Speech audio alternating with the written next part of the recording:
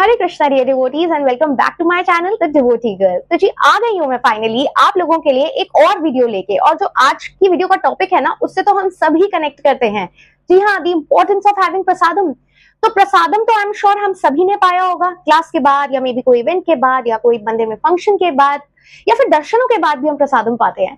तो प्रसादम तो पाया है हमने, बट उस प्रसादम को पाने की इंपॉर्टेंस क्या है, उसका महत्व क्या है, वो हम आज इस वीडियो के थ्रू समझने की कोशिश करेंगे। तो हुआ कुछ ऐसा कि आज के दिन की शुरुआत ही प्रसादम बनाने से हुई। तो हम मंदिर गए, हमने प्रसादम को भगवान जी को ऑफर किया और उन सबकी क्लिप मैंने डाल दी है। तो आप जल्दी से वो क्लिप देखिए और फिर हम वीडियो स्टार्ट करते हैं।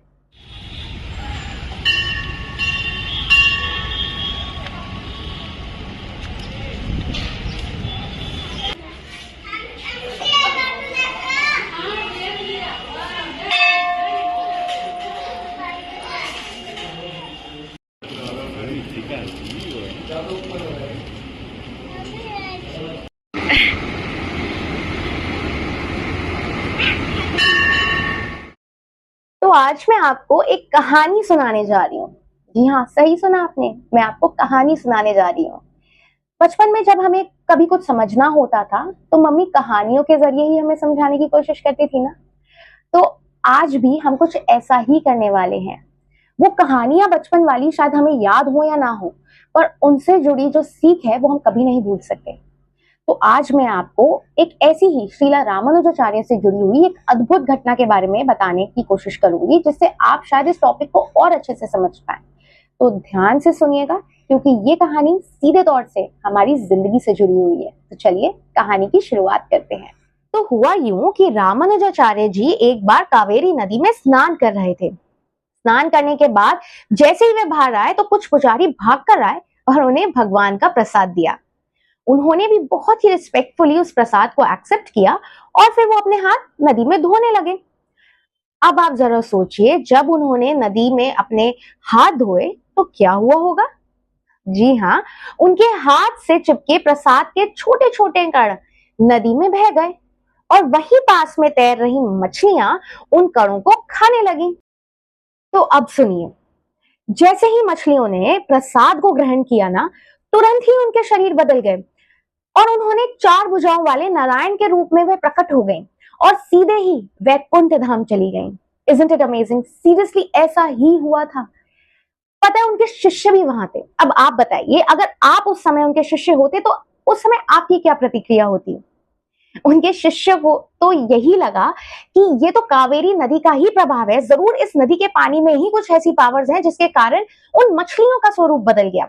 और बस उन सब ने डिसाइड कर लिया कि अब वह सब भी उस नदी में कूद पड़ेंगे और डुबकी लगाएंगे। लेकिन जैसा ही उन्होंने ये सोचा, तभी रामानुजाचार्य जी ने उन्हें रोक दिया और कहा, नहीं, ये नदी का प्रभाव नहीं है, ये तो प्रसाद का प्रभाव है। वो जो शिष्य थे उनके, वे चौंक गए कि बोलो भला गुरुदेव, हम तो रोज ही प्रसाद पाते हैं, फिर हमें तो चार हाथ नहीं मिलते, और वो मछलियां बिना कुछ साधना किए, बिना कुछ भक्ति किए सीधा वैकुंठ चली गई। ये तो ठीक नहीं लगता ना, ये तो अन्याय है। अब ध्यान दीजिए, आचार्य जी ने क्या उत्तर दिया होगा। उन्होंने कहा कि मछली के पास 2 बड़ी विशेषताएं थी। तो क्या आप बता सकते हैं वो 2 क्या विशेषताएं थी? तो चलिए, पहली विशेषता ये कि उन मछलियों ने कभी भी प्रसाद का अपमान नहीं किया था।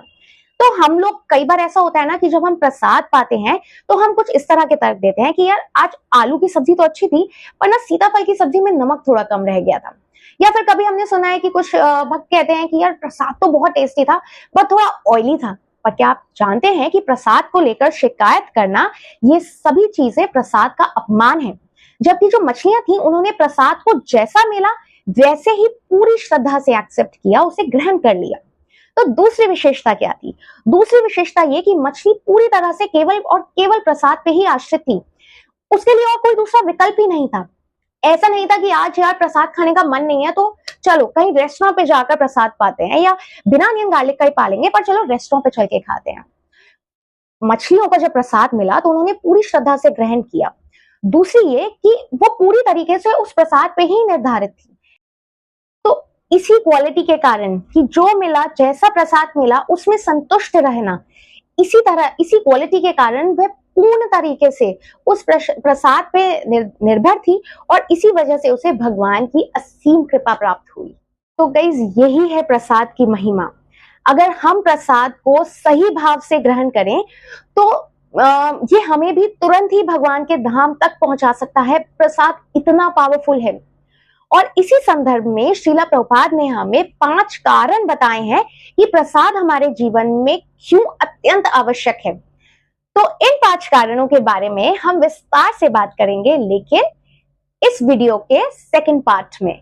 तो गाइज, अगर आपको ये कहानी प्रेरणादायक लगी हो तो इस वीडियो को लाइक जरूर करें और कोशिश करें कि हम आज अपने बच्चों को मोबाइल पर स्टोरीज या वीडियोस दिखाने के बजाय इसी तरह की शिक्षाप्रद कहानियों से उन्हें जिंदगी की सच्चाई बताएं, उन्हें सही गलत में अंतर करना सिखाएं। और सबसे बड़ी बात, इन्हीं कहानियों के जरिए हम उनके मन में भगवान के प्रति प्रेम और श्रद्धा भी बढ़ा सकते हैं। मैंने और भी शिक्षाप्रद कहानियां अपने YouTube चैनल पर शेयर करी हैं। अगर आप चाहें तो उन्हें भी मेरे चैनल पर जाकर देख सकते हैं, सुन सकते हैं और फिर बाद में अपने बच्चों को सुना सकते हैं। तो बस, अगर आज की वीडियो आपको अच्छी लगी है तो वीडियो को लाइक करना नहीं भूलें, शेयर करें और प्लीज मेरे चैनल को सब्सक्राइब करें ताकि इस वीडियो का जो नेक्स्ट पार्ट है वो आप लोग मिस ना करें। तब तक के लिए हरे कृष्णा।